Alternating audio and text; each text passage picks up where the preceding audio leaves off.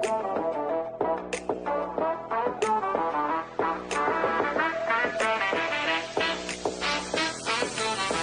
to the show, everybody.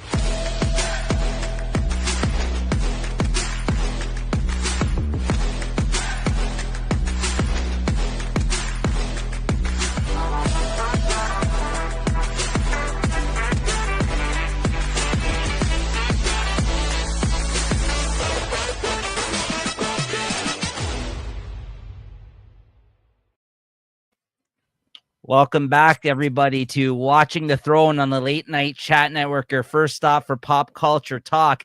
This is episode 93, The Hedge Night, A Night of the Seven Kingdoms, season 1, episode 1. All right. I've been dying for this one, buddy.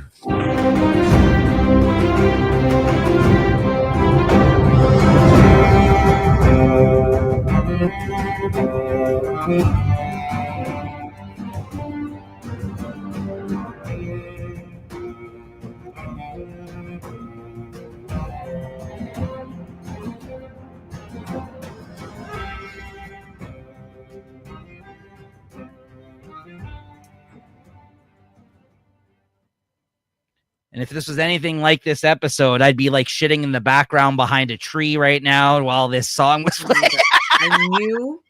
I just knew. As soon I'm like, oh, I knew. I was waiting. I was like, you cocksucker. You took it all. You took it right off the bat. I knew it. I don't get to hear the intro.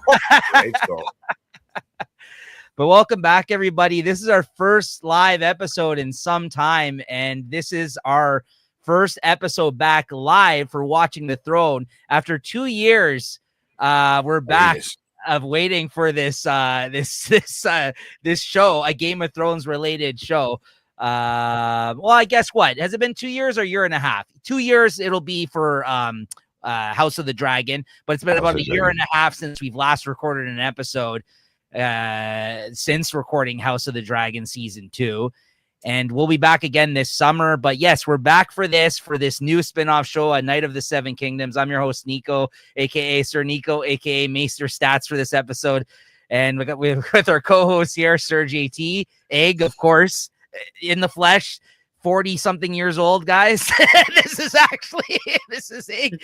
And of course, welcome back to Lady Christina here today. Christina, what's going on? How you doing? I'm doing good. I'm excited to be back. I'm excited to discuss all things this. Absolutely. All things Game of Thrones. Absolutely. Oh, you know what? I don't know if it was a shot like that was like such a cold open in a sense, like the way it played out.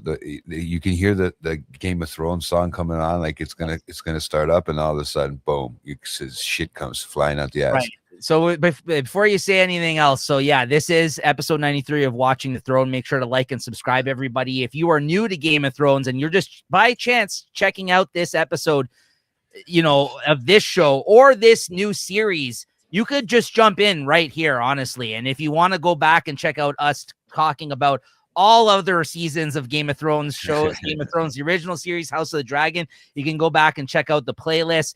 Got 93 episodes and counting. I think the last time we recorded an episode, we just reacted to the trailer for this show, which is just a month or two ago. And yeah, we're going to be back weekly with these episodes live for the next 6 weeks, because I believe this is only a 6-episode series.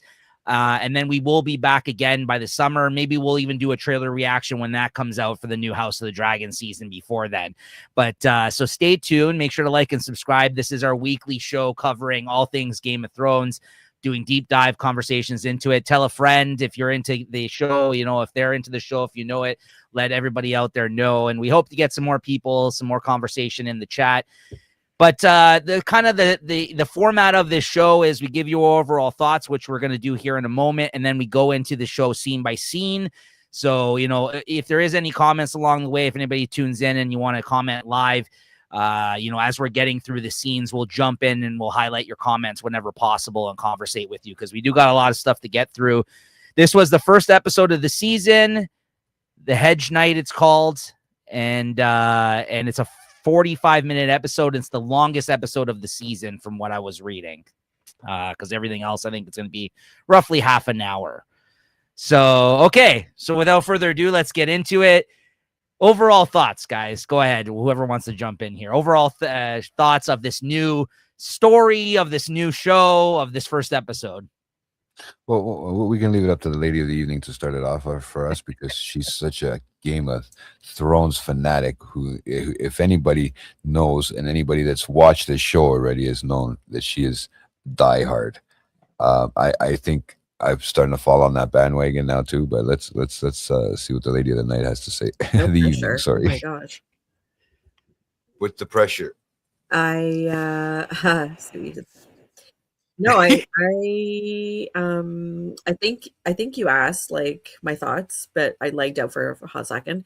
But yeah, I really love how comedic this show is in comparison to Game of Thrones, and how and House of the Dragon. Like, I wasn't expecting that. Like, we're so used to like a very dramatic show, but right off the hop, this was just pure comedy.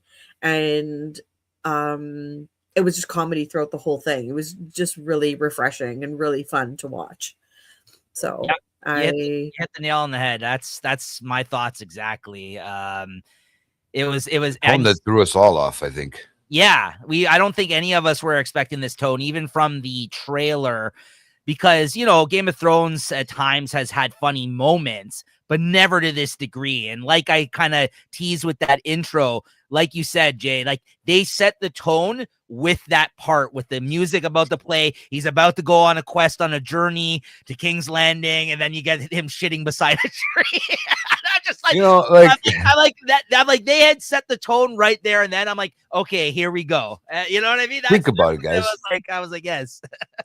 Combined, out of all those episodes we've watched, okay, and all that everything that we've redone and rewatched, how many times have you seen them use the washroom? I can't remember. It's never been talked about anything like that. I've never seen somebody pop a squat, I feel like, on this show like that. That's for sure. I mean, TV on period. I don't think I've seen something like that. But in Game of Thrones, it really stood out to me, because I thought about it. I'm like, okay, I'm waiting for this whole heavy intro and how they're going to do the map sort of thing, and waiting. And all of a sudden, they just decide to throw that in and make me go. I was stunned. I was staring at the TV going, I didn't know whether to laugh or be like, what am I going to watch here? Am I watching a joke of a show that's coming out this week, or this season series, or am I going to watch a masterpiece at work? I would think, right? I would hope. And I think that's where this whole intro and that tone setting, like you go, okay, he's upset. You think there's something, you know, a little bit wrong with him, but everything, and all of a sudden, bang, they hit you with that. That was the whole cold open, the old man dying, right? Yeah. So a lot of shows are doing that nowadays. So pretty funny though. I'll be honest with you. Yeah, that was hilarious. Not only that, like, I think like what this show is going to be, at least my understanding of it by the end of the first episode, was this is an underdog tale. This is a building of a night. Yeah, this is basically a fake it till you make it type of scenario with this dude. There's a lot. I mean, okay, so I've never read the actual material. Christina, you had mentioned, I think you had read some of these novellas prior to, right? Yeah. I read the Hedge Knight, like the first one, and then I read about halfway into the second novella, but like, again, this was like a year ago in preparation for this, and I just never picked up again. Right. It's embarrassing. I meant to finish it, so I kind of know like the direction this is taking us in, but again, like, this is all exciting and new, like, you know. So from what you read, though, was the tone also similar in those stories? Because I know he wrote them as novellas, so they're shorter stories to begin with, of these side characters that he was writing, I guess, during the period he was writing the Game of Thrones books. But like, did you feel like the tone was similar in the original like story that you read? Because I think you said you had read this one, at least the Hedge Knight one, right? The first one. I did, yeah. Okay. So I kind of had an idea of like when they were gonna end an episode, or what they were gonna show and what they weren't gonna show. Like, so in that regard, but no, I never picked up on a comedic, like the comedy aspect. I don't know, maybe that went totally over my head, but I didn't pick up that. So like, you know, watching it was actually, that's what caught me off guard. because it just I didn't get that sense, like from reading the book, like the novellas, like especially this first one, like I didn't get that sense that it was fun. I think it was a really wise choice on their part because it's like, you know, so many things in terms of the Game of Thrones world. Like I would even argue that House of the Dragon is even less funny than Game of Thrones was, like in terms of like how, you know, seriousness, dreary Oh moments God, are. Like 100%. Game of Thrones is dark, but amongst all the dark stuff that happened in that show, there was a lot of funny characters. But House of the Dragon, very little funny moments, and even like some of the funny moments you get in House of the Dragon, like sometimes we were laughing about things on that show when we were covering it that we just found ridiculous about the show that we didn't really, I don't even know if they were meant to be played up as laughs. Like I think there was some moments, maybe more so in the first season before Rhaenyra's father died. Like he had some funny moments from what I recall, but like I don't know, like I'm glad they kind of chose to do this. Like it kind of sets itself apart from the other type of shows, and it actually, you know, clearly they made some choices for this TV adaptation of the story, because we'll get into it when we get into some of the notes I took and some of the things I found out, is that they did have to make up a lot of they had to add a lot to this episode and to this story because of the way apparently the story plays out. Because a lot of the time, Christina, I had read that he's talking to his horses and stuff in the book, because it's a lot of like first person narration, like from his perspective. So they have him kind of reacting off the horses, which you had a little bit of this of in this episode. But when I was reading up on it, they added so many scenes to this episode that apparently weren't in the book, like the scene with the prostitutes and the ladies of the night, whatever. But they basically, there was all these moments that they had to add for him to react off of as a result of like him just kind of going on this journey for most of it himself, I guess, before he meets this egg guy, right? In the novella. No, 100% accurate. Yeah. It just caught me, like I said, the whole thing just caught me off guard because I was expecting one thing, and I guess that's the problem when you, like, you know, when you're reading, you don't have any visuals. It's like, you know, your imagination just runs wild, and I was just very pleasantly surprised. So I'm very happy, and I think anybody who has read the novellas, maybe in prep for this or just in general, like just as a Game of Thrones fan or George R. Martin fan, like as an author, I think they would also be pretty like surprised and happy with how this is working out too. Just playing out. Yeah, because even like you know, even like, not to beat a dead horse about this, but yeah, like House of the Dragon has such a darker undertone, because I was just thinking back, like, you know, episode 1 of both season 1 and season 2 were so traumatizing for different reasons, but they just hit home in a different way, just very, very traumatizing and very gory and graphic. And so this was a total like change. This was very pleasantly surprising. Yeah, like I'm here for the dark material. Don't get me wrong. Like that's like I think it's coming. Well, here's the thing. We know he still lives in this dangerous world in this, but obviously the tone, I think, like I said, it's offsetting. They're going for an underdog story, it seems like here. Like it feels like he's definitely faking it till he makes it. Clearly, I mean, I want to hear your interpretation, Jay, especially because Christina has read the first one. She had mentioned this Hedge Knight story. But like, I don't know. So, well, first of all, what did you think, Jay? Like your thoughts about this? You overall enjoyed it? It sounds like we all enjoyed it, which I'm happy about. I was worried that one of you guys were going to be like, "Oh, I didn't like the tone of this" or whatever. Like, Jay, did you like this first episode? Well, I mean, right off the bat, I was already disappointed with the runtime, right? And I think everybody's going to be disappointed with that because we've waited for so long, right? Okay, for just anything Game of Thrones related. Also, this is very of a sort of a story inside a story, which are novellas anyways, right? And the way they work, right? We're little stories inside stories. So this is a story inside the Game of Thrones sort of story. I know it's 100 years before the Game of Thrones, but there's that time frame where there's still nights, and there's still a lot of things going on, right? Like a lot of that, you know, tournaments, and you can win, and you can still, because remember, we see that in House of Dragons when they're showing it, and you know, you gotta do certain things like that, right? But to be honest with you, this story is actually very thought. I think they took a lot of time to really think and maybe put into perspective the way they're going to play out these characters, because this is, like you did say, like anything that's been is always good to watch. Story is a good underdog story, right? In anything, in any aspect of anything, is always good. It's a little bit more refreshing. Yeah, it's refreshing, right? Because the bad guy always wins or whatever in Game of Thrones, or the good, there's always that final, but you never see how that person even attempts to get there, or who they've met along the way. Like, he could have met this guy somewhere along the way. And it's funny because they threw another tone, which I thought was off too, because they start off really Game of Thrones with a little guy, a little person, sorry, okay, as a character, like a crazy main character in that sense, of this role. And they throw a giant in this one because this guy is massive. Well, I mean, even if you compare the two, the Egg compared to him is that difference too, right? Like I mean, they're both the main characters of this, right? These stories. So. But I mean, they show them by the tree. There's always a tree. There's always a tree, bro. There's always a redwood somewhere, right? Yeah. And that's what I love about this show. Exactly, they always have to leave. They always have to leave little eggs. No, but they always have to leave eggs, Easter eggs somewhere from things. Like, I love. It's a great feeling to know that, me and my tree are still existing in this Game of Thrones world.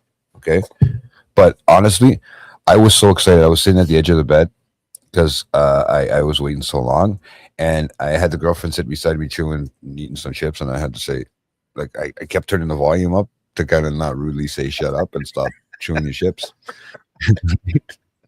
because I wanted to be able to hear it. It's already hard enough to pick up with the Irish and with the background, with the accents, right? Yes, the English accents. So I'm trying to pick up, and they're quick too, right? Well, I mean, when we're talking about the underdog stuff, I mean, even in fantasy, like in fantasy story, there's all these like larger than life characters, right? In these type of stories, right? And like this is kind of quite literally. Well, he's large, but he's not necessarily. He doesn't have like the. He doesn't believe in himself, as he says in this. He doesn't know if he has what it takes to become a knight. My theory about it is, there you go. I was waiting for that one.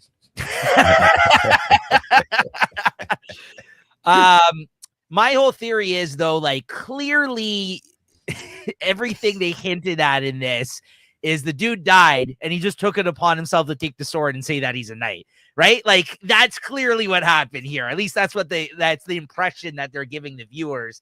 Because there's that one scene where he's walking and he's like, oh yeah, am I going to become a knight someday? And you just see the guy like spit or like chewing his food, and he doesn't say anything, right? And then it cuts back. So I'm just like, yeah, clearly it sounds like this guy died and you just took it upon yourself to kind of, because look how old he is for a squire, first of all. Like, I mean, I don't know how old, did they mention how old he's supposed to be at this point? Or is he just really tall? Like, I mean, like, he looks like he's gotta at least be in his 20s, this fucking guy, right? Like, I don't know, like, I would think so. I think he's a young man or something like that. Yeah, like, or maybe a 20s, teenager, like 18 or something. Yeah. But their times are different. Yeah, the ages are different. I know. Right. They age differently, I guess. They didn't live that long. So yeah, you're right. Probably in his late teens. Yeah. So that's kind of like my feelings towards like what they were trying to set up here, is that he wasn't supposed to be in this position to begin with, and he's taken it upon himself to kind of give it a shot, it seems. Am I wrong, Christina? Or you're not wrong. Like, no. So I think it's just, he's just trying to make the best of his situation. Because I even think he says something like, what else is there to be? Like, like, what else can I be? He makes a comment in like one of that he first references opening scene about he says something. I can't remember the exact wording right now, but like, he says something like that. And then when he's talking to the horses about like, I could be set up for life or for at least a year if I sold you 3, like, he's just like, he doesn't really have a direction. So this is like his, like, just contemplating. He's just going to take it. Thinking. It can only lead to 2 things, right? It can lead to like current theft or that, you know what I mean? Because he'd have to steal, and he'd have to, the fucking guy's huge. He has to eat. Yeah, you don't become that big in Game of Thrones for not eating if you don't eat. he's just living in the moment, it seems like, right? So trying to figure it all out as he goes. And we're kind of passengers along for the ride to kind of witness this, right? And I mean, obviously, he made some he's sort an of orphan too, right? Yeah. Well, obviously, he made some sort of impression in terms of like him having like the legend of his name, because we had heard of him in Game of Thrones, this name, I believe, at one point, right? So, and I don't want to dig too deep into this. I'm just going to watch the show for now. Maybe when it's all said and done, we can talk about it at the end of the season, because I can't recall exactly in what context he was referenced in Game of Thrones, to be honest with you, even though I've seen it a couple times. I'm sure Christina remembers maybe why. I've definitely heard them talk about him. Yeah. But I feel like I don't know.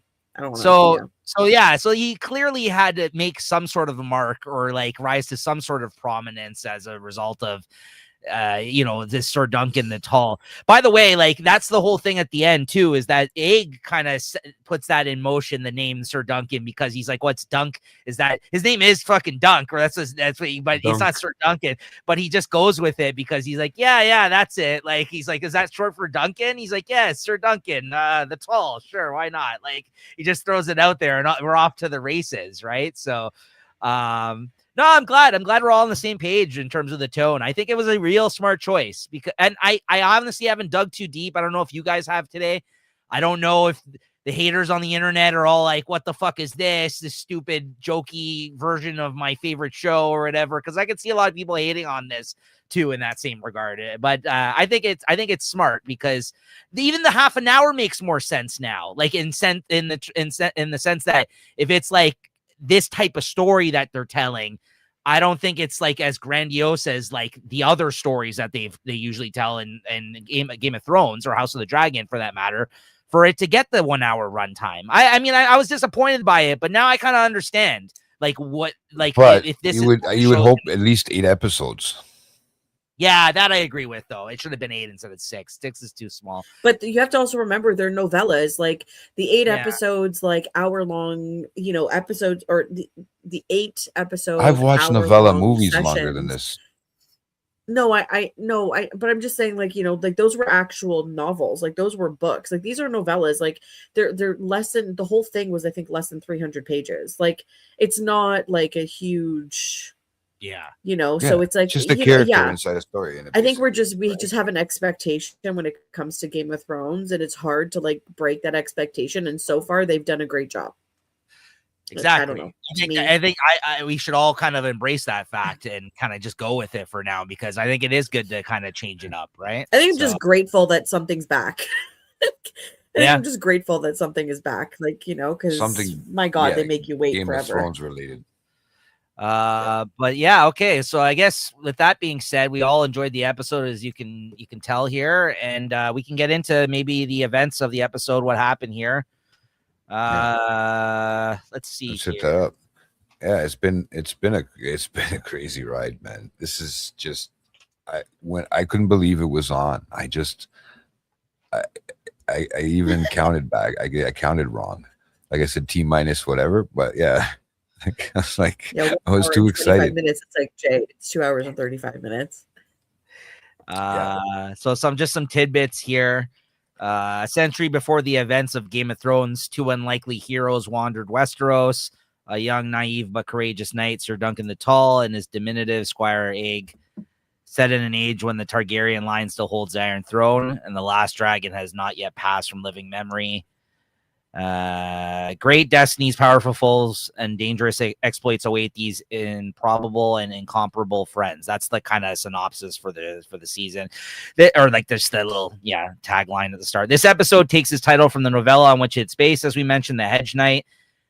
This series begins at nearly the midpoint between the first 2 TV series, about 80 years after House of the Dragon and 90 years before Game of Thrones. So it actually is taking place like right in between the 2 other shows they've established. The prequels were adapted out of order. However, the Duncan Egg novellas were actually the first prequels that Martin wrote, starting almost 20 years before he wrote other prequel materials about the Dance of the Dragons in Rhaenyra's time. Thus, the Duncan Egg stories were not conceived of as a link between the 2 eras, but more of a direct prequel to the main A Song of Ice and Fire novels. That's pretty interesting. If that's So yeah. So you might see That's cool. we might see some people in this one referenced that maybe were referenced in Game of Thrones as We like already did. There's a Baratheon in this yeah, episode. Baratheon. I know there's a Baratheon. I know the house, but what I'm saying is that name itself is his. What was his name in that one? Lionel With the Lionel. Yeah. Yeah. Do you ever hear that name brought up? And I can't remember if we hear it brought up in Game of And I've Thrones. watched the show twice, and again, without the context of like knowing these like people like actually in another show, it's so hard. They throw out so many fucking names on that show, and that's why all these people from reading the book and rewatching the show, they have like those family trees, right? Of like how long, like It's nuts, bro. yeah. So I want like a fucking a bed thing, like a bed cover with the whole family tree of that. That would be so cool, man. they have like posters of it that you can get online. Like people, I think, make them and stuff. Christina's laughing at me. There's a really cool one too that you'd be into because I know nice. you like a lot of his material. Is they did one for Stephen King. I seen it was like a fan made one where they have a map, and because you know how a lot of his shit takes place in Maine, It's connected. It's around Maine. Yeah, so there's a map where it shows all the different books that he written, where they would take place technically if it actually existed in the same world, which his stories do, right? Like, so like I seen that online. Like fans go crazy about this type of stuff, right? So Oh yeah, we could talk more about that tomorrow on the movie show. This episode marks the first time a writer has written for more than one World of Westeros television series. Apparently, this writer who wrote this wrote King of the Narrow Sea, which is the 4th episode of House of the Dragon season 1. So he's gone on to work on this with, as I mentioned, runtime of 45 minutes, the longest episode. Filming on this prequel series returned to Northern Ireland to film this, which is pretty cool. That's what I think. You know what happens too, because it becomes costly and stuff like that. Those filming locations are not cheap, and I think that's maybe where it hinders maybe also too when it comes to. I know HBO's got the money. Don't get me wrong. Well, how long it took to get film and stuff. Also, if they film out of the country, which happened, I think, on House of the Dragon, if there's ever like another writer's strike, they can actually continue to work outside of the country, which saved them for that. Or else we would have been waiting even longer for that last season of House of the Dragon, because of the writer's strike. Because when those writer's strike happens, if you were working within the States, you couldn't actually they were able to continue production because they were outside of the country when that happened. So it didn't actually fall under the jurisdiction of not being able to write material and film it or something like that. I remember hearing about that. Because the entire season is set at the tourney grounds, which I guess, the entire 6 episodes is going to be set. This is the setting of this story. Is set up outside Ashford Castle. The TV series built the tourney grounds as a fully realized set. So they actually built, like, the production crew built the whole set of this tournament grounds for the episode. It's like what they did with House of the Dragon when they built like the whole castle. Yep. So that's basically. So very cool, like some practical kind of like effect type stuff. They built everything here.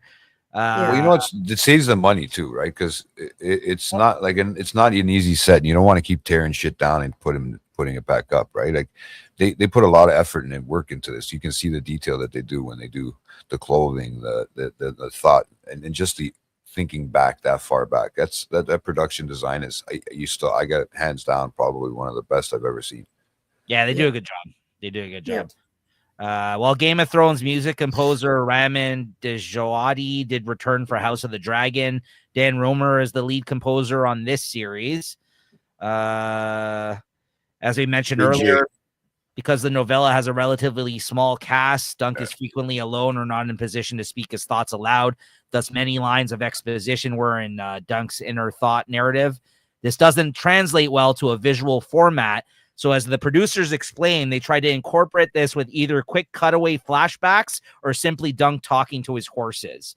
So again, just a good way to kind of adapt this material because it would be pretty hard to do otherwise, it sounds like. And then finally, Dunk mentions that he is an orphan in this episode. In the novella, it's explained in his inner POV that he never knew his parents and grew up as a street urchin in the slums of Flea Bottom, with no memory of his exact origins or how he got the name Dunk. As far back as he can remember, that's simply what he was called. So that's an interesting tidbit as well. I don't know if they'll get to that eventually in the show, but apparently there's a little background to the character there. And as I mentioned earlier, I love Flea Bottom. As I mentioned earlier, the prostitute characters and other things were added to the episode. You gotta always throw your ginger in there with the spice, right? I'm telling you right now, man. Those I think those will be my favorite characters in this one. The books describe. I can't wait to see more of the Baratheons too. Sorry. Of course. The books describe that tournaments attract prostitutes much like army camps do, and that whenever armies go on the march, camp followers suddenly manifest as if out of nowhere. The polite euphemism for them, Jay, is washerwomen. All right. Oh, what are they going to watch? There's some stats for you, bro. There's some stats. Hey, why don't you just call them blow women? It's the same thing. Washerwomen, blow women. Really, come on. That was just a nice way of saying. Does this show have a rating? Yeah, we have a lady in her presence. All right, Jay, you better watch out. All right, with those comments. She's, you know what? She could be worse than both of us put together. We know this. Okay, these ladies aren't married, so let them. That's funny. They have shavers. They must have something because none of them had hairy armpits. I'll tell you that. Shavers?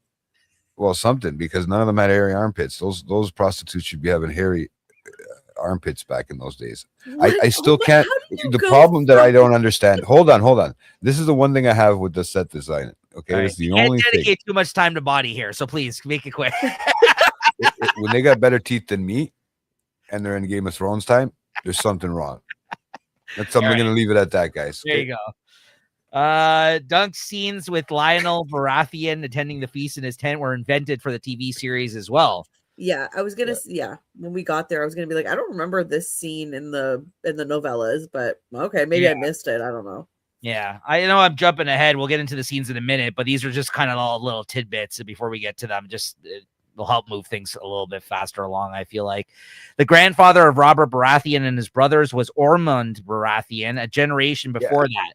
Lionel Baratheon was the head of House Baratheon, but their exact relationship hasn't been revealed yet. Whether Lionel is Ormond's father and thus Robert's great-grandfather, or perhaps Ormond's uncle. So there you go. There's a direct link, because we're talking about Robert there, possibly through the bloodline of this character, which I guess we'll find out more about. But that's kind of see where the party house. Yeah, that would make from, sense, right? because it's only 90 years, so that's like 3 generations. Exactly. Like that's not much. So far removed, right? No, yeah, it makes sense. And it's funny because that bloodline is just party animals, for it looks like, right? Like they just like drunks. I mean, so many of these guys are the but the Baratheons for sure. And then finally, the last little bit here, the folk dancing in this episode raises a similar issue that came up in House of the Dragon season 1. I'm guessing amongst fans at Rhaenyra and Leonor's wedding in We Light the Way. Dance as an art form simply isn't described in detail in the books. So if you thought some of this dancing was pretty funky, maybe that's why, because apparently it wasn't described how these guys were. You gotta love that one though.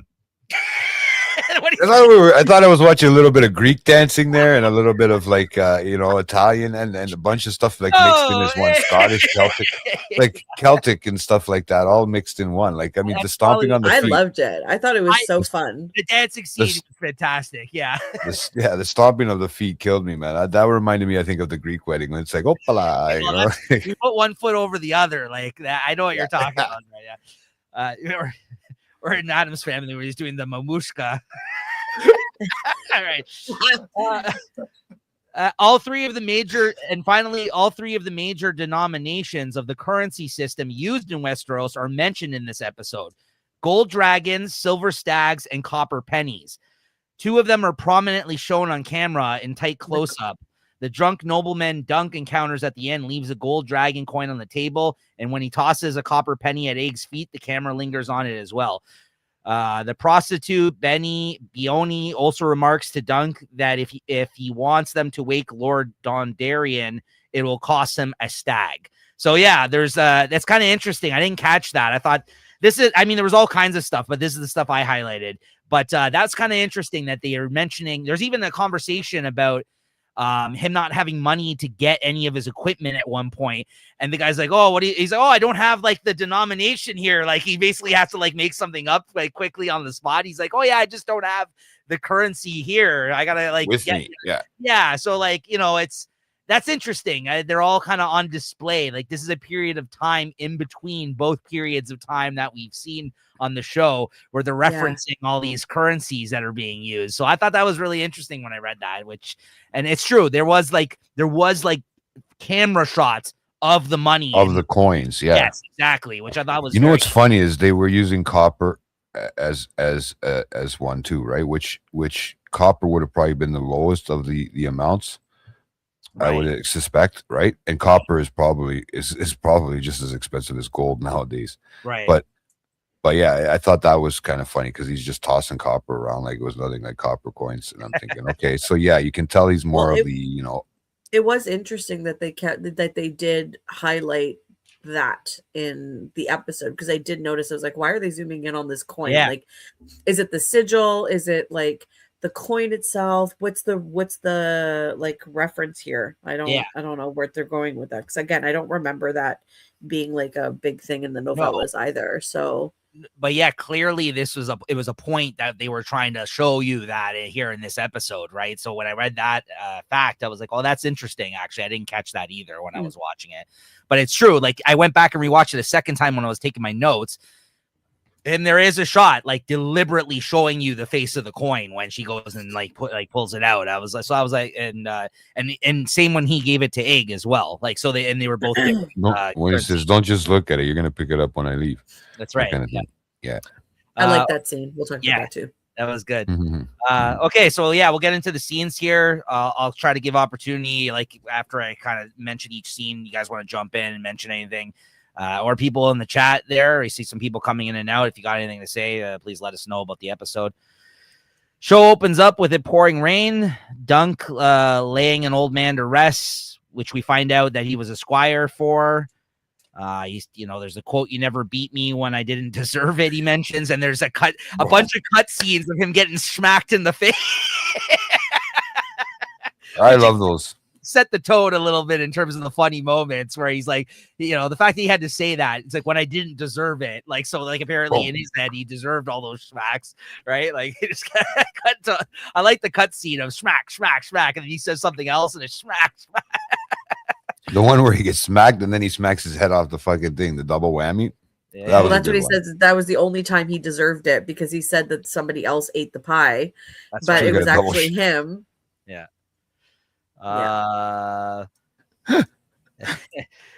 He says a few words, buries him, cries a little, says, I'll take care of the horses. And you notice that there's 3 of them. They're beautiful horses, beautiful cinematography. That was like, wow. Like, and then basically this whole next part, just a great opening of the show, to be honest, the whole thing. He then, picks up he takes the horses. He plans his next moves. He grabs the sword. There's a whole funny scene. I actually laughed out loud where he's like, "Oh, maybe I'll go to King's Landing." He's like, and then he puts the sword out. "Stop raping, sir." Yeah. Yeah, maybe I could be part of the Night's Watch. Yeah. Go to King's Landing. I'll be part of the Night's Watch. "Stop raping, sir." Just like the way he's that's going to be something that he yells out right away. It reminded me of like a sitcom, like a 40-minute like sort of sitcom. Those parts reminded me of like that was a bit of the dark humor of the show, because that's going on in the show. 100%. Yeah, clearly this is something that he thinks he's going to be dealing with as the Night's Watch. I laughed out loud when that happened. Yeah. You think that the shitting part was the first time? I laughed 2-3 times before the shitting part. Honestly, I laughed at that. I laughed at the smacking part. Yeah, it was the shitting thing that solidified the tone for me. I'm just, okay. I'm like, this is the direction that they're going in. I'm man. All right, cool. It was awesome. It was awesome because you were ready to sit down once the song started slowly playing, and you were like, where's this? Where's it? Where all of a sudden, and then it sets the tone. That's it. Now here you go. Then they did their own little they had their own little opening there, right? Where That's it's right. Night of the Seven There's- Kingdoms with a There's background sound. There's a title card of a Night of the. It kind of slowly comes up on the screen. You see him kind of walking off into the distance after you get that view of him in between. So the tree is smartly covering like his ass. Well, no, not even his ass. Sorry, his middle of his body. You see him on one side, and you see the ass on the other side of the tree. Well, you know what the best part is? Okay, if that's what saved us watching an extra maybe 5 minutes of an episode, if that's what it takes to do a cold open every time, I will take that. And just as he walks off into something where it just says Night of the Seven Kingdoms every time. If they I will take that. If they find a clever way to do that every episode, hats off to them. If they can follow There's a lot of shows doing that nowadays. Well, as long as it doesn't feel like cheesy, because like if it's a fine line between like, okay, yeah, this is just getting ridiculous cheesy, now. Yeah, so we'll see. Because this is going to be serious at one point. We know this is going to get serious. Of course. But that's I think the mixture is going to serve it well though. Like also offset each other, very balanced. I also wanted to mention, I was reading this online today. I guess they were talking with the writers of the episode there. And everyone was commenting on the shitting scene, obviously, today. And he said there was going to be another one. It came very early on in the writer's room. We were talking about where people have to go to the bathroom during a tournament, Jay. There you go. It's true. They're all who cleans it? They're all out camping in the middle of nowhere. And back in the day, through trenches were dug, and it was just a big long line. And there were also these things that were set up, like if you did it in the woods, ropes attached to trees that you could lean back into a crouched squattish position over the top of this trench that was hopefully going downhill. Now, apparently this was a scene that they wanted to film, but they didn't end up doing. And instead they did this opening scene with him shitting behind the tree because they thought it would be too gross. They were like, okay, I guess it would be too far if they just saw a big lineup of people shitting. I wonder if that's the redwood in the middle of Game of Thrones, right? The one that's there that they're always preaching in the actual Game of Thrones, not the House of the Dragons type stuff. I mean, in the actual Game of Thrones. I wonder if this is that original tree, because that tree in Game of Thrones would be 100 years from now. That tree would be massive. So visualize the scene that they envisioned here. He further reiterated it was well fertilized. Sorry. He further reiterated that the cut scene would involve the main character. So yeah, it was just Dunk and Egg having a good conversation while people were doing that next to them. And somebody's rope snaps and they fall into the thing. And you know what? That was too far for us. That's what the guy said. I was just like, I wish that happened, honestly. Yeah, but that is right. You can there's that fine line, right? So if you went too far, if they fell into it, if it was in a normal scene, I can understand it, right? Like throw a play out, accidental scene, but yeah. But this is what the writers mentioned when they were asked about this one scene. They said, actually, we were going to go further with it, but we kind of just left it at this scene, right? So they didn't want to cut it. So they have some. I personally, if I was going to take a poop in the woods, I would not stand like that. I was actually a bit like, that wasn't why the woods. Is he standing like this? Like he was beside one tree in the open. Sense. Like, I know. Anyways, we're talking way too much about this poop. No. This is the show, Christina. We have to unpack. No, this was fired out. I'm like, I already know what the episode is going to be about. I already know we're like literally 4 minutes into this He's episode. basically crouched. He's 7 feet tall. He's basically crouched. Dude, he makes a good point. Come on. Like, how far more do you want him to crouch over? He crouches any far over, he's going to be sitting on his poop. Christina, this is Sir JT. He's maester of shitting on toilets. Shat. He has enough. I'm Mr. Shats. Okay. Yes. I just wouldn't. know how I to just shat. wouldn't like. There has to no like. I don't know that the angle was just off to me. It was just like perfect. It was perfect. If you took a snapshot of that, it could be a front cover of a children's book. No. Oh man. Yes. James and the Giant Peach. There you go. Dunk and the Giant Turd with the redwood. That redwood is the one that's there. I'm telling you, that's the one that Thing talks to, Brand. I'm telling you, I'm going off of my conspiracy. Nico, next scene. Scene. Next. Shows up. Moving on. He shows up to a spot to rest for the night, like an inn. He He speaks to a stable boy to help him. He says, can you take care of my horse? He goes into the inn for the night. He mentions that it's a day's journey to Ashford. He asks for 2 meals because he's a big fella, as we've talked about here. This actually is a repetitive theme in this episode of him eating a lot, right? Because he's a big I love guy. how she brought him a cup of water. I love that. That was the best, bro. Just drank whatever was in there, poured the rest in. There you go. I saw that. That wench. You see a drunk passed out on the table who then pulls out a knife and threatens him before going off to his room. See, that's what I mean. The danger is around him, right? It is there. Well, that's the first shot that's another shot of the coin. That's the first shot of a coin there on the table. In the scene, yeah. Now that scene kind of made me wonder because they showed the daughter up there on the stairs. And then he went up the stairs, but they didn't show him go with her up the stairs. We all know how Game of Thrones world works.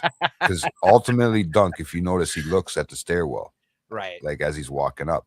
So I'm questioning that theory. Just only because the only person I saw that he had eyes for, obviously he was nervous around the prostitutes, but the one that he seemed like he liked was the one during the play that he saw. The one that was during. No, I don't think Dunk was.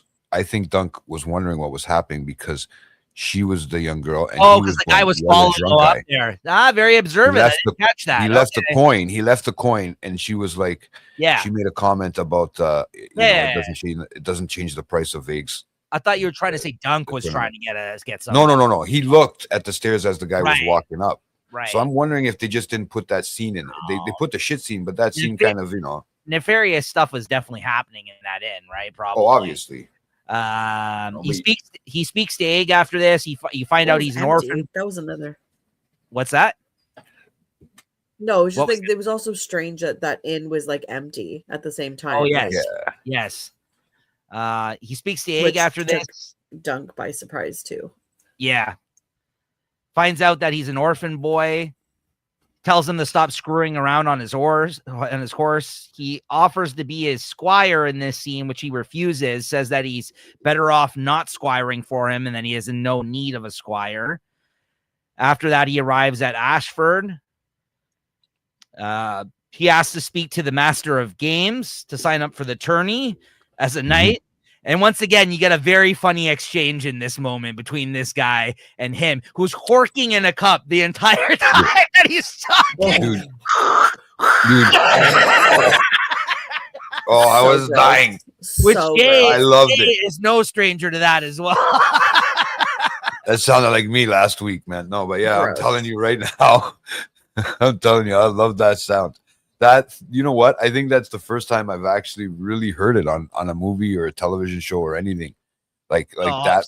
It's disgusting. I love it. No, and just to be I'd so take like a shitting scene over that like any day. Most people would actually. I agree. Actually, yeah. And like from a guy that gets a lot of phlegm, trust me, I know that feeling. I love it. So he mentions out the car window. He mentions who he is to this guy, who he squired for. Ireland of Sir Pennytree. He mentions here. Is that? Yeah. Pennytree. Yeah, it is something Pennytree. like that. Yeah. He made him a knight before he passed. He says, and he mentions Sir Dunk. And then basically it cuts here to the scene of him as a child squire. On horse beside him, riding alongside him, asking if he would be a knight someday. And this is where he spits. Silence. And he doesn't say anything to him. And I'm just like, okay, I think this is like unreliable narrator kind of going on here in this story. Like clearly this is like, he's making this up just so he can get into the tourney, right? And have a go at it, it seems like. So yeah, as I mentioned, he's horking in the cup disgustingly, pretends to get angry about his Robin joke because he asked if anybody witnessed it. And then, he says he's just pulling his chain. He's just fucking with them. And, he tells him everything he will need to be prepared for the tournament. And then as he goes to leave, he hits his head on the way out because he's too tall on the ceiling to get out of the door, right? So, Dude, like he hit his head 3 times or something there. That was great. Yeah, that was great. Like, I mean, he's just like, so well, 2 or 3 times I think it was right? I just When saw he the was one going in time. and out. No, when he walked in, bang. When he walked out, Did he bang. bang his head walking in? Yeah. Yeah. He Oh, yeah. was. I think he ducked, but did he hit it successfully? He hit it. Yeah. Oh, yeah. He hit it. Trust me. Well, you're He hit Mister. it. I watched it 4 times, so I'll go with what you saw. Yeah, there. that's true. Okay, I'll believe you. Oh, fuck. You know what? I mean, like, you know, we're used to seeing huge doors in Game of Thrones. This is why another thing too, like that was kind of awkward for me. That's why it caught my attention because it Well, was he's kind of also like funny. 7 feet tall. Like he's also Yeah, like but extra they tall. had So it doesn't doors matter that how were big these. they had castle doors. Like I mean, when Yeah. you walked in, it was not like this is like little like Fair. prisoner doors, right? He talks. This is the next scene. He talks with the prostitutes looking for Sir Manfred, because this is the person that he knows that's there, that has seen him with an old knight, and that he can verify that he was knighted. Yeah, so because the only way into the tournament is somebody else has to vouch for you, because him showing the sword doesn't really get him anywhere according to the Master of Games. He needs to get like a vouch from somebody who is a knight or something, or who knew of his relation to the Lord. knight. Yeah, that's right, Lord. Yeah.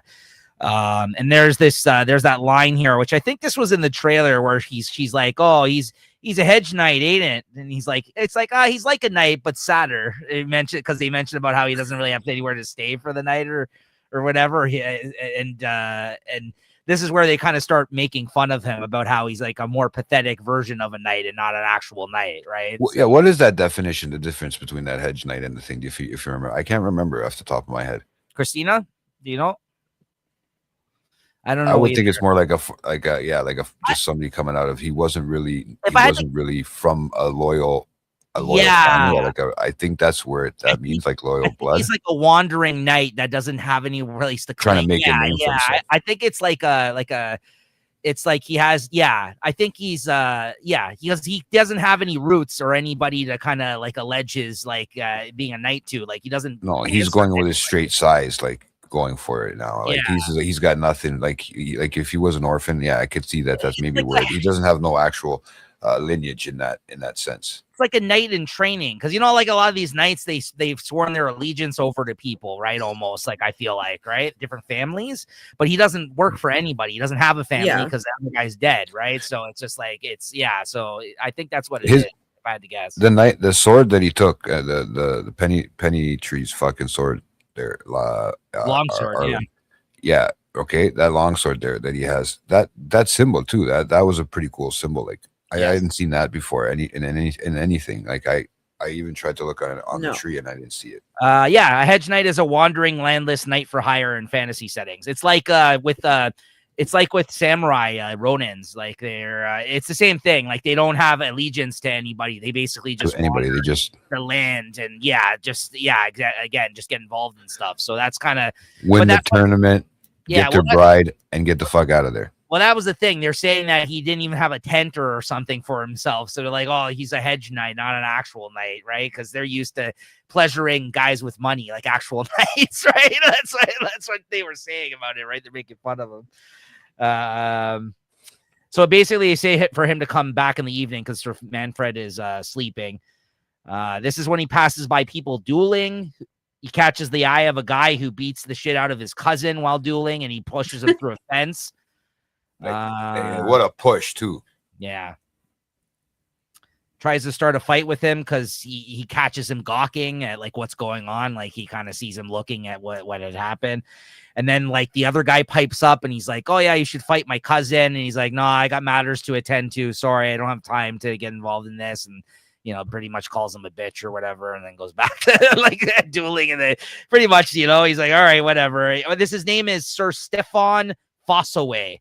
He tells him off. He says, "Is that your longsword?" He's like, and then again, another hint of like, clearly this isn't like, this is all made up. He's like, "Oh, is that your longsword?" He's like, "It is mine by rights." He's like, well, "That's a weird thing to say." Yeah. Call him out on that. Like, why are you so defensive about this? I just asked you, is that your, like, you know what I mean? It's a yes or no question. Like, it's not like, right. Like, the answer should be yes. He's ready for people to question his, like, the fact that he has it, right? So, yeah. And that's what I wrote down. Like, this is basically him faking it till he makes it in this scenario. Yeah, for sure. What else we got here? Then also they Yep. like, we don't know too much about this. This is obviously a new family, like, you know, a lot of them we were introduced to in House of the Dragon and whatever. But I do like how, like, obviously their sigil is like the apple or something, and then the cousin was making a lot of reference to, like, the cousin that was being beat up by the more aggressive cousin. He was saying how, like, oh, he's a rotten apple, you know, you should beat the seeds out of him or something like that. Like, just making a lot of apple references too. I caught that. Yeah. Is that why? I like that. If that's her sigil? Is that why? I guess, yeah. There was the more aggressive cousin had a huge apple, like, I didn't catch sigil that. on his. Yeah, I was wondering why he was their making colors. those references. That makes sense. Yeah, and their colors were like black and red. I think it was like, maybe not black, but it was like a dark gray or something with red. Macintosh, so it's like, okay, yeah, something like okay, related. Very observant. Nice. This is where he bathes. You get to see some naked man ass in this scene. You get to see him not shitting, right? Christina's face over there drooling. Yeah. Sorry.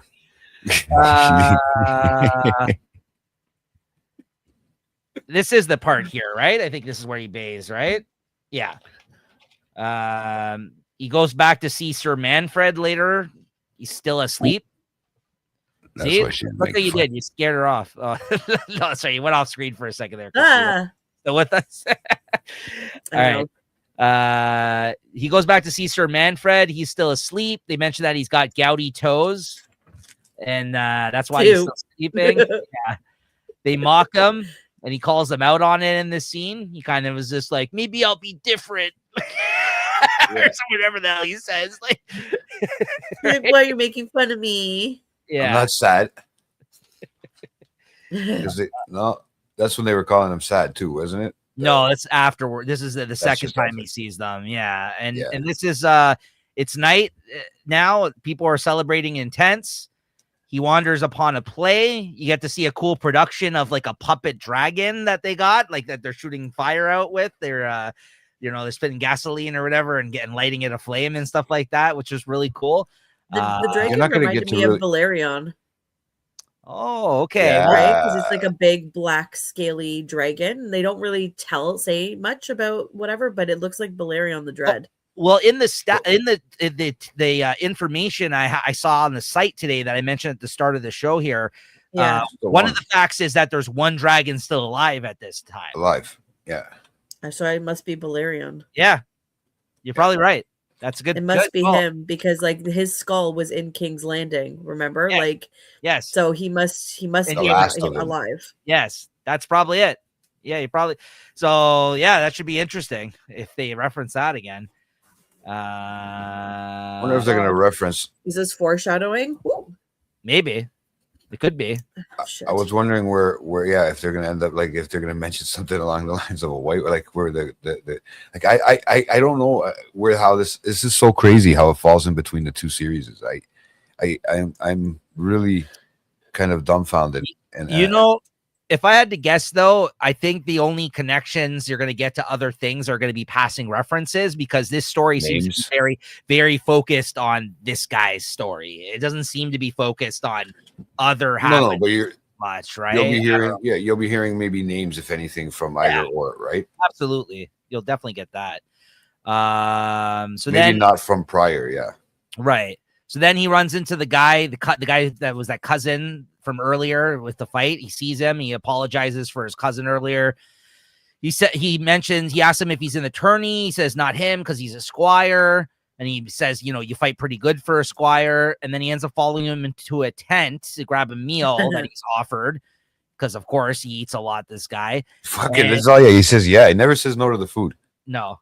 And other than that cold open of a funny setup of the episode, I would say this is now we're getting into my favorite segment of the episode is this part here, right? As Christina mentioned earlier, with some of the Lionel Baratheon dancing stuff. I think this whole next bit of the show is excellent. Yeah. It kind of reminds me of a little bit of Dornish dancing and stuff like that too. Sure. With our Pedro Pascal there from like no, it does. It kind of reminds me of that because they partied like that too, right? Yeah, dancing and stuff. I just loved like Lionel's like huge stag crown. Yes, that was one of my notes. That was one of my like, freaking notes. It's the holy moly crown I've ever seen on the show. But that's a Baratheon. That's their flag, right? That's their thing, right? When you look, I have the Scotch. I even double checked it just to make sure because I'm pretty sure I had the Baratheon one too, right? Yeah, and it's like it's the horns. And then you think of like, you know, Renly's little like dinky little like you know, his little like, you know, baby Bambi stag crown, and even Roberts was not. Yeah, that's a Baratheon. Yeah, even Roberts wasn't like that. Like AJ, I'm showing it right here. Impressive. Yeah. It's a stag. That's a big stag, man. Yeah. That's beautiful. Yeah, that crown was sick. You took the words right out of my mouth. I made a note about that here. I was just like, yeah, that's a sick crown when he shows up. Also, like that really did come off of fucking stag. Like, I mean, it's not impossible. Robert died. Well, I mean, he died. They went hunting when he died, right? Like that's like they hunted these guys, right? So but yeah, he is a great character to see in this episode. I was really happy about. I don't know that actor. I feel like I've seen him in stuff. That actor. Daniel Ings. I'm gonna look it up right now. You've seen him. I guarantee you. The Gentleman. He was in The Gentleman. Familiar, and I really liked him in this episode. I thought he was a really good character for just showing up. I thought he did a good job. He's been in Pirates of the Caribbean. There you go. He's been in The Gentleman. You remember The Gentleman? I've seen both of those. Yeah, so I've definitely seen him and stuff. Yeah. He's in Marvel stuff. Yeah. So I couldn't put my finger on it when I was watching it because this show's like that sometimes. But I'm like, I know I've seen that guy in things before. Yeah, he does look familiar. Yeah. Yeah. Oh yeah. So yeah, he follows him to get the meal. This is when he points out Lionel Baratheon, who makes a speech to the people before the tournament joust. I guess is like the eve of the tournament. He's like, what the fuck was I gonna say when he saved the speech? Because he's all hammered. He's like, what was I gonna say? He was funny. He spots Dunk in the crowd during this, and then they call him over, and he asks if he's ever been punched in the face before. Which he mentions, like, big men tend to get punched in the face more. And he agrees with them. But then he accuses him of basically, like, slouching and then asks what he's doing there. Like, you've been kind of just lurking around. Like, do you have anything for me? Did you bring me anything? He's like, even this other bum over here brought me this little bauble. Do you have nothing for me? And he's like, well, what do we do with heretics again? He's like, yeah, we'll hang you. We'll put you in fire or whatever. We'll shove a pointy fucking a pointy stick up your ass. Yeah. A pointy fucking sword up your ass. That's his advisors. What the fuck do we do to heretics? He's like, we burn them on the stake. He's like, oh, yes, of course. Yeah. So then he's like, to tell me, you're either here for my head or you're here. What does he say? He says, you're there. Yeah. He basically thinks he's there to kill him. For his head. Yeah. And he asks him, what is he doing there? And he says, he's there for a meal. And he's like, he's delighted by this. He's like, oh yeah, that makes sense. Let's party. Yeah. Yeah. Just a weird line of questioning, which leads to him being like, oh, okay, that tracks. He like looks at him. He's like, look at the size of this guy. He's like, all right. And he's just sitting there holding the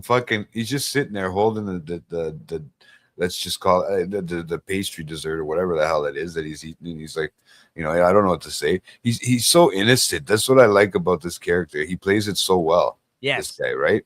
Unassuming. Very unassuming.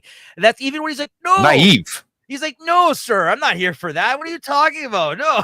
He's like, what do you mean? I'm just here to eat. Yeah. And I guess he's so delighted by like his honesty in that moment, right? He's like, look at this fucking guy. Yeah, let's do it. Yeah. And then the best scene where he's like, he asks if he likes dancing. He's like, doesn't everyone? Cut to him going,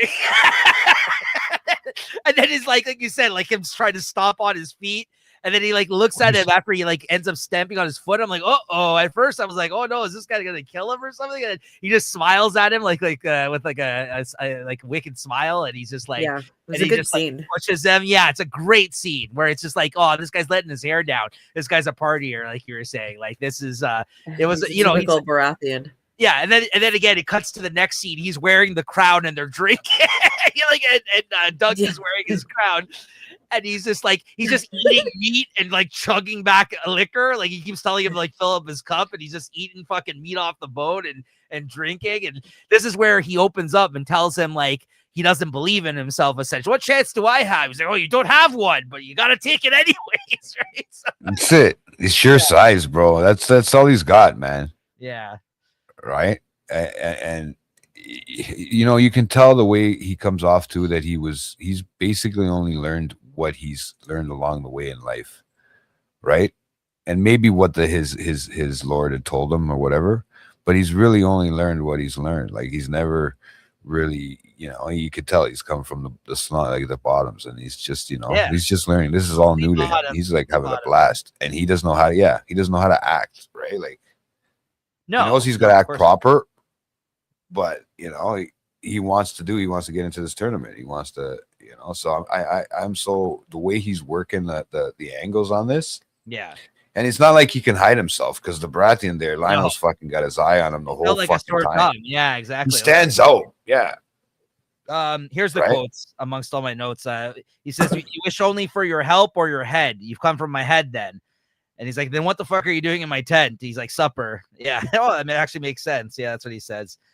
So yeah, anyways, then he walks off, I guess to fuck off for the night, and that's when he sees Sir Manfred again walking off with the ladies of the night. There. He tries talking to him. He rushes out, tries to talk to him, asks him to vouch for him. He even mentions that the knight, I guess, had bled for him, like he got stabbed during like defending him or something at some point. My lord took a wound for you. A wound. And he's like, what do I care? He's like, he basically we've lost bigger soldiers. We've lost more soldiers than we remember. Right? Yeah, he tells him Yeah, he basically just says, "Fucking beat it." Like, what, you know, I'm not gonna do. He can't just vouch for you. Yeah, he can't. He goes, I'm not. He goes, can you just vouch for me? Otherwise, I can't get into the tournament. I say he did. I was about to say exactly. I was going to say in classic Game of Thrones fashion, that guy's going to get brutally murdered in one of these episodes. Somehow, yeah, he's going to be the next. He's going to be the next Jeffrey. He's going to be the next Jeffrey. Absolutely. No, he doesn't have that much. Like he's not going to be around for much. No, he won't be around. Yeah. Joffrey, they said they introduced some. Sorry, Joffrey. They said they've introduced already what? That's 8 of 15 characters they're gonna have in this whole series. Yeah, they've already something like that. I read that they've already been introduced to us. Quite a few of them. I'm looking forward to seeing what you guys think of the next characters being introduced. All right. I didn't look that far into it. You're getting me too excited now. Okay, so yeah, he says he doesn't care about his old knight that got wounded for him, and then he tells him to beat it. He then finds Egg in the woods, cooking fish. He's like, "How the hell did you get here?" He says he followed him there by jumping aboard a lamb cart, and he basically tells him to go home. And then like in response, he mentioned all these things that he did for him. Like he basically set up a bed for him for the night. Like he tended the horses. He's cooking the meal. So he's basically trying to show him that he can be useful to him and be a squire for him, as what she had requested previously, right? Yeah. And you know what? This part was kind of actually really sweet, I thought, because the guy like hesitantly was like, "Okay, you can stay, you can help me." He's like, "But there's some, you know, I can't give you much, but I'll make sure to take care of you, and I'm not going to smack you." Like he actually said all these things where you could tell he clearly did unless you needed it, unless you deserved it. Well, yeah, he just didn't want these same things for him, it seemed like, in that moment that he went through as a squire. Like he kind of like found this place in his heart for him, it seemed like, in the moment, like where he's just like, I don't know, it was a nice moment actually, where he's like, he actually seemed very truthful, where he's like, "I don't know why you want to, you know, hitch your horse to my wagon," kind of thing. But he's like, "Okay, if you're along for the ride, let's do it. And, you know, I promise I'll take care of you. And if something that comes of this, I'll make sure that you become my squire or whatever." Right. And so look at Christina getting all jazzed up by that. Well, it's exciting. It is. Like I'm still dying to see what's coming up still to this, but this is when he sees him at night, right? You were talking about there when he runs into him when he's cooking there. Yeah, like one of the last scenes of the of the show. And the whole scene, the whole way that plays out right between these guys is so sweet. Like it is. It's almost like taking somebody under their wing, like kind of maybe probably how his lord took him under the wing. But his Lord probably seemed a little bit more of a bitch. But again, it's like, that he is, definitely seemed like more of a prick in the small moments that we saw with him. But he also saw, like, he clearly, this is a big thing for him. Like, he doesn't even know what he's doing. So, like, to allow someone else to kind of come with him, like, he was more worried about. He's taking, like, a responsibility for this he feels like. Yeah, so he's too genuine of a character. I feel like he's too genuine of a character to not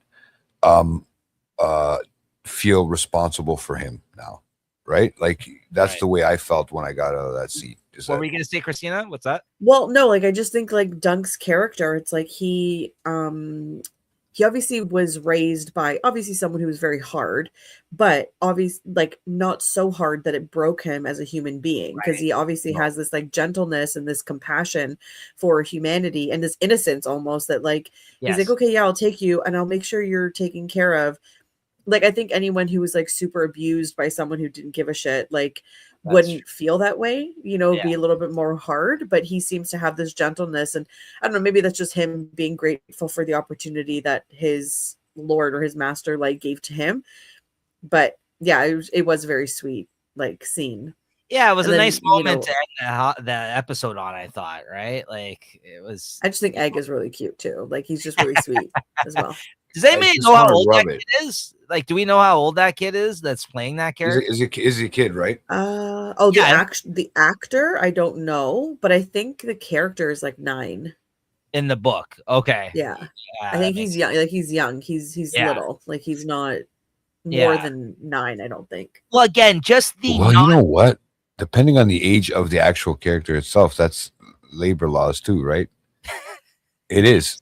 Yes, I'm aware. So maybe that's why the episodes are weird too, and it's fucking weird. Trust me, with kids using kids as actors. That's how long they can film a day, though, on the set. That's different than how long the episodes. I don't think that matters. But anyways, I'm gonna tell you how old he is right now. He's young. They have the term, like, momager, like, coined. Right. They have something for, like, uncle manager. He's 11 years old. Yet in real life, he's 11. Oh, nice. Yeah. Nice. Yeah. So, like, he's around. He's got a full head of blonde hair. Of course, that they just put a cap on him, or like they shaved it or something. I think they put a cap on him. Oh yeah, this kid went to it. He's a star now. Like, this kid just blew it. This is just gonna make his fucking career. Yeah, he seems like a sweet kid. You know what I mean? Like, I mean, I hope he gets into some shit knowing these shows though as well. I'm sure he will. But they're gonna make us turn on him. That's what they're gonna do. Christina, look, she's read the book. So I hate that I know this information. I hate that I know this, because now it's like, it's almost like Game of Thrones all over again. Like, not House of Dragon, Game of Thrones, because it's like I'd watched it so many times, and like waiting for JT, even Nico, like, because he had only seen it like one time. This was his second time, like, reliving Game of Thrones. So there was a lot of things he forgot about, or just things he whatever. But like, oh man, I hate being in this position. Why? Well, you hold all the cars in your table. You're still along for the ride. Also, like, as we saw even in this episode, they're adding things to the story. Like, so which is great. So that's good. I mean, at least they try to add stuff for the readers to be invested still. As well, it's not like a straight adaptation, but the way you're like, I'm so excited. Like, this is just so great. This is so great. But yeah, this was a nice scene. Like, like I said, I did like the line too, where, again, this is where he comes up with his name for Sir Duncan the Tall in this scene, and he also says, do you know all? He's like, I never heard of him. He's like, do you know all the knights in the 7 kingdoms? The good ones. Yeah, the good ones. Yeah, exactly. This is just such an unlikely duo. These two. That's what makes Christina, name us all the knights. If you're, let's see how good you are. The knights of the 7 kingdom. Can you name them all? I know Jaime Lannister. I know Brienne of Tarth. Okay. How far can we go? How can we do all 7 the of Onion them Knight, Sir Davos? Yes. Yeah. Do we know what else? I'm putting you on the spot. I hate it. I love it, but I don't even know them all. I know there's that's 3. That's 3. There's Targaryen too. blank.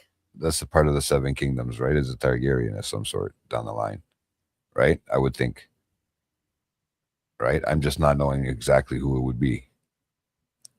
Let's see. Right? Because there's all seven. There's Targaryen? oh, there has to be one. It's somewhere in there. It has to be. It's part of the throne. It's part of the Iron Throne. The Knight of the it would Seven have to be. Kingdoms family tree. You want to know? Sure. Because I just as a quick the seven kingdoms, right? Because that'll be it's not a specific person. I mean, it's the seven real kingdoms, right? Oh, these are all like Targaryens right now, bro. They're all Targaryens. Yeah, all the ones there. Yeah, because right now there's. Don't look at the tree. Yeah, don't look at it. Yeah, it's the kingdoms. Anyways, so there you have it. Yeah. That's episode 1, the Hedge Knight, A Knight of the Seven Kingdoms, season 1. What about that little scene that you have there at the end too, when he's talking, and he's telling him that all the other ones have the roof and he doesn't have that, and he didn't know what even to wish upon, like on the night, like to look up at the sky when he seen that shooting star, and they told him about it. I thought that was a very sweet moment, because you know what, it just showed you how much Duncan didn't know, because he didn't even know what wishing on a star meant. Right.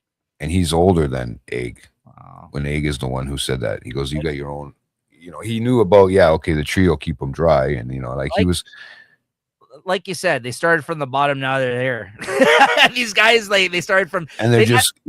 He feels a kinship with him because of the orphan thing, too. That's what you know what I mean? It is nice. That whole last scene beautiful. It was nice. Beautiful. It was a nice way to end the episode after all the laughs that we had along the way. The shitting, the drinking, the dancing. But then it showed, at the end when they say you're going to see this on these episodes, right? But then I don't watch that.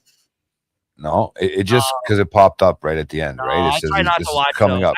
I hate when they do that. Just let me wait. Yeah, it makes it look so exciting. It makes it look like there's going to be so much, but then you already know there's only 6 episodes. I don't watch those. Less than 45 minutes. I don't watch any clips about because I know I'm watching it anyways. I'm not gonna sit there and be like, oh yeah, I need to know what happens next week.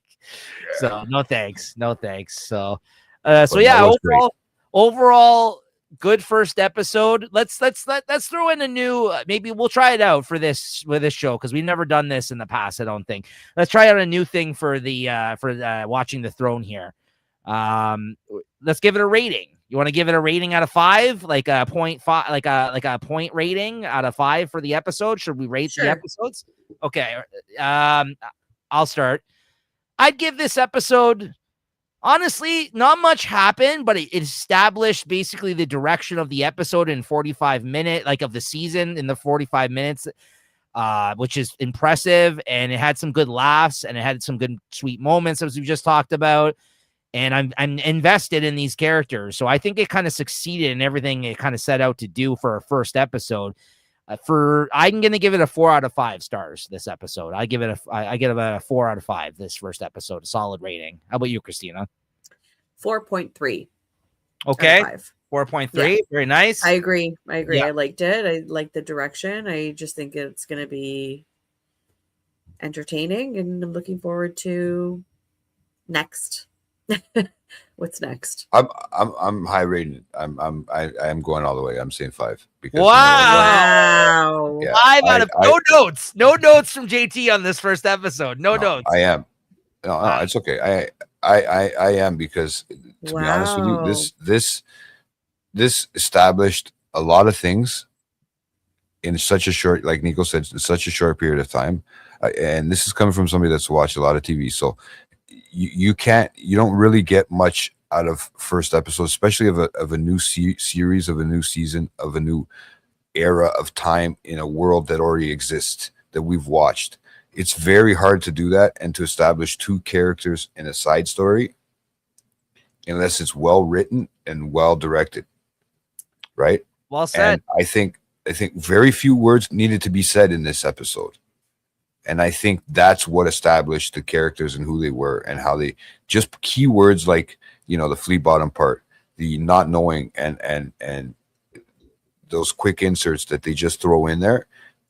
That was enough to establish a base for the series.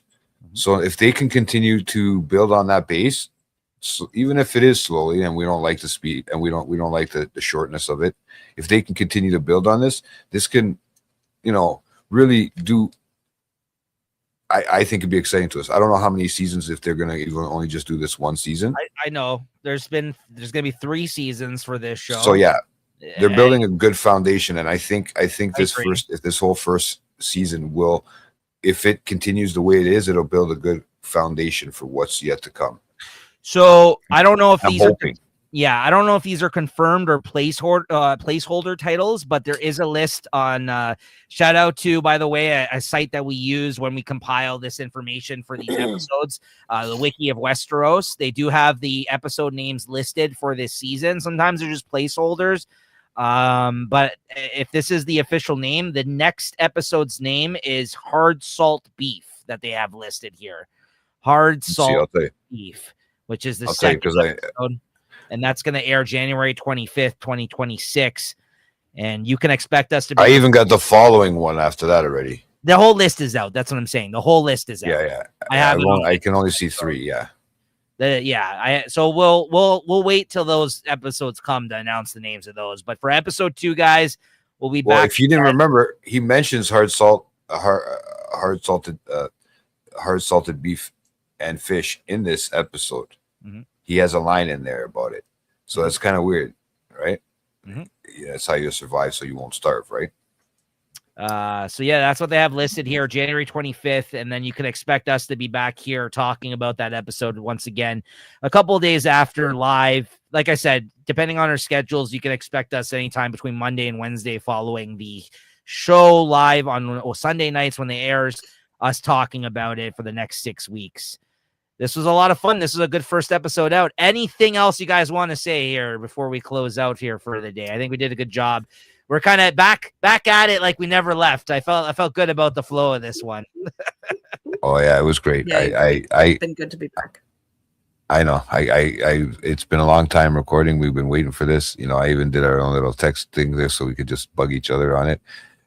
Just so we can. Because I was so excited. I've been so waiting for this, and for somebody that, guys, I mean, if you guys know me, you guys know me, but anybody that does tune into this show, I've never watched Game of Thrones until that first time you guys told me to do it, the 20 years after. I think it was 20 years into it, right?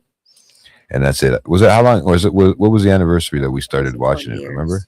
No, I don't think it was 20 years, but it was like 10, maybe. Yeah, it was quite a bit after that you ended up watching it. Yeah, because it was already it was after open. It was done, right? It was before House of Dragons was coming, or did I watch House of Dragons first? I think no. So we ended up watching all of Game of Thrones before House of the Dragon. Actually, no, sorry. So by the time we watched all of Game of Thrones, so for anybody who doesn't know the history of this show, we obviously do these YouTube videos here on Late Night Chat Network. We started like about a year or so before season 2 of House of the Dragon came out. We started watching week by week Game of Thrones with JT, who had never seen the show before. Christina came on as a frequent guest. She then joined us as our permanent third host on the show. But we basically started all the way from episode 1, season 1 of Game of Thrones, and watched all of Game of Thrones with JT, who had never seen the show before. I was only watching it for the second time. And we had some guests on along the way, mainly Christina used to come on, and we would talk about these episodes. And then we got to House of the Dragon, and we watched all of season 1. And by the time that we finished doing that, like a week after we finished, season 2 started, and we kind of just started doing these episodes live from there. So here we are now after another couple of almost 2-year wait doing this again. But yeah, it took us about a year and a half to do all of those episodes, I remember, before the start of House of the Dragon season 2. So it was the way it worked out was really nice. Yeah, like with the lead up to the new season, and it was a lot of fun. It was just this wait from that point till now that has been a killer. So I can't. Yeah, it's honestly, brutal. I can't stress enough how nice it is that we actually, at least for the next few weeks, have something to talk about in the Game of Thrones world, right? So we're gonna be old and gray, before this whole series ever finishes. To be honest with you, I mean, I'm already old and gray, but yeah, we're gonna be older and grayer. Yeah, your egg over there. Okay, don't forget, you're all grown up already. That's it. Past my prime, buddy. All right. Well, I guess with that being said, if you guys, unless there's anything else you wanted to mention, as I mentioned, we'll be back next week. We're doing these episodes live. They'll probably be around 9 p.m. live. We hope to get some more interaction there in the chat. If you guys watch these episodes, once we post them, make sure to come tune in and join in on the chat, because that's half the fun, is getting the interaction with folks as well, talking about the show. Hopefully we can get back some of the people that kind of came through last time. Unfortunately, it's been such a drought of like, it's been so long in terms of us doing these live shows that I'm sure they've all dropped off of the of our existence at this point. But hopefully we'll get some people engaged in the chat along the way. How about actually, we'll end on this. Christina, I know you had a friend who got into Game of Thrones during the time period that we recorded those shows. Has she been watching this? I haven't talked to her about it, so I don't know. But if not, then I'm gonna get her on it. Because do you have any other people? I mean, I know your family is a big Game of Thrones family. Are they all? Well, I've already invited people. There you go. Well, apparently Christina may not be able to join us one week, so out of these episodes, may not. So, we'll see. May not. Yeah. We'll leave the spot open regardless. Yeah, I'll have to start throwing out, making calls or making messages. All right, let's see which other Game of Thrones freak, and your family that's going to want to join. Which other Game of Thrones freak? Yeah, nice one. I wish you can get your old man on here. That'd be awesome. I'd have a great old time with him. He stays incognito. He doesn't exist on the internet, Jay. I know. He's worried. He's worried about the spies out there. The AI, bro. It's true. This, this is gonna outlive you. This recording, Jay. How about that? He's got a flip. He's got a flip phone. That's okay. I don't mind this. I'll live with me. This is, you know what? Nico's laughing about the flip phone thing. All right, we got to wrap up now. All right, everybody. Let's wrap it up. We'll see you guys next time. Thank you for tuning in, and make sure to join us for the journey of this Game of Thrones journey with the Watching the Throne. We're back at it. All right, everybody. See you next time. Back at it again. Thank you, Jay. So. Later, everyone.